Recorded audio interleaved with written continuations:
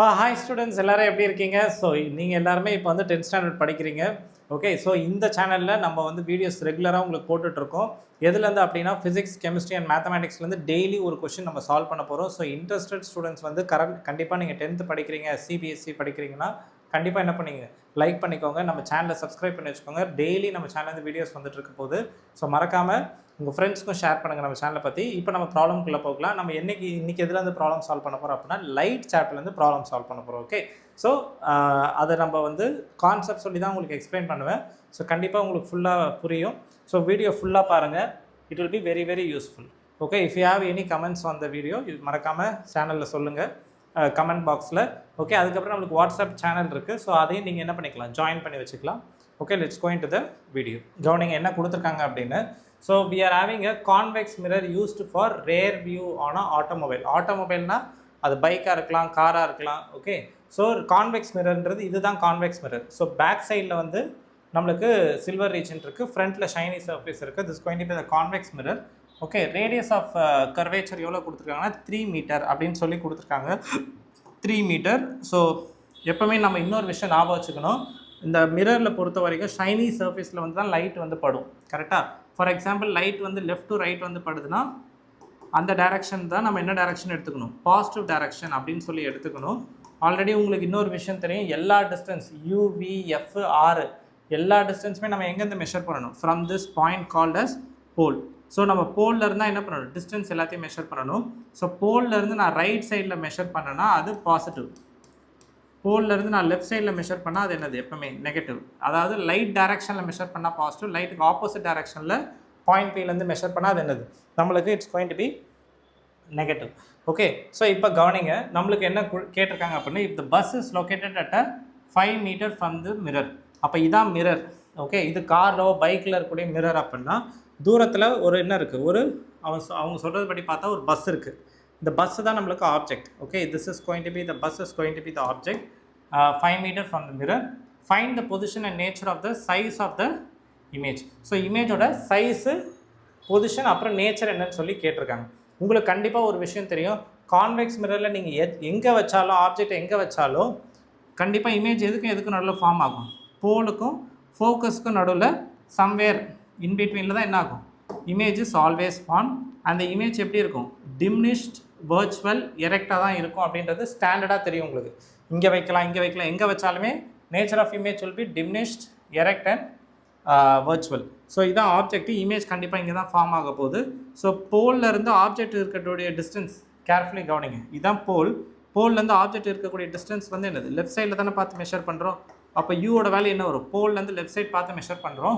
So -5 metre அப்படின்னு போடுறோம். ஏன் -5 மீட்டர் போடுறோம், பிகாஸ் போல்லேருந்து ரைட் சைடில் போனால் லைட்டோட டைரக்ஷன். ஸோ லைட்டுக்கு ஆப்போசிட் டைரக்ஷன் நம்ம போகிறதால மைனஸ் போடணும்.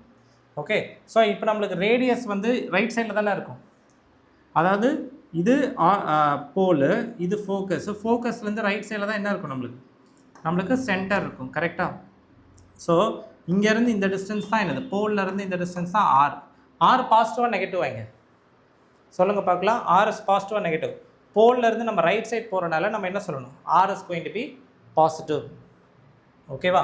R வந்து நம்மளுக்கு பாசிட்டிவ். Is it clear? இப்போ F is equal to R/2 formula படி R இருக்கிறது நம்ம என்ன பண்ணலாம், +3. So +3/2 metre. ஓகே, ஸோ எஃபோட வேல்யூ தெரியும், நம்மளுக்கு யூவோட வேல்யூ தெரியும். இப்போ நம்ம என்ன கண்டுபிடிக்கணும், V கண்டுபிடிக்கணும். அதாவது இமேஜோட பொசிஷனை கண்டுபிடிக்கணும் எங்கன்னு சொல்லிட்டு. ஸோ அப்போ அதுக்கு நம்ம என்ன ஃபார்முலா யூஸ் பண்ண போகிறோம், we are going to use mirror formula 1/v + 1/u is equal to 1/f. So எனக்கு v தான் வேணும். ஸோ 1/u டேர்மை அந்த சைடு கொண்டு போயிடாச்சு. ஓகேவா?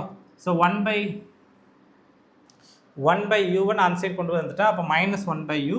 ஆல்ரெடி யூவோட வேல்யூ பாசிட்டிவா நெகட்டிவா, யூவோட வேல்யூ நெகட்டிவ் தானே, -5 மீட்டர் தானே. ஸோ இது எஃபோட வேல்யூ 1.5. 3/2 நம்ம என்ன எழுதலாம், 1.5 எழுதலாம் இல்லையா. ஸோ மைனஸ் என்ன ஆகிடும், ப்ளஸ் ஆகிடும். That's why it is plus year.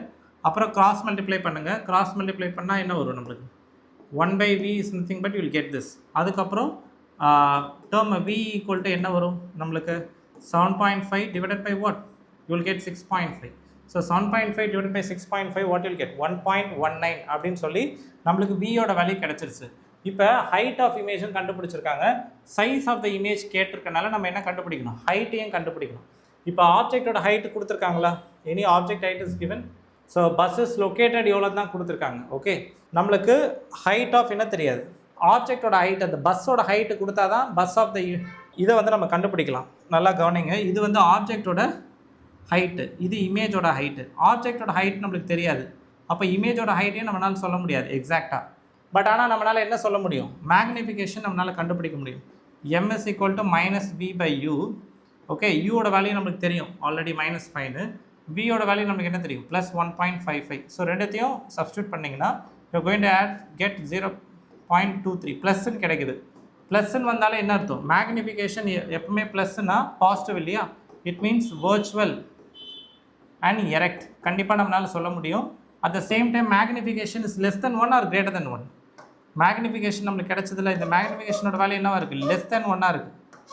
அதாவது எம்மோட மேக்னிடியூட் லெஸ் தென் 1 இருக்கனால what we can see, it's going to be diminished.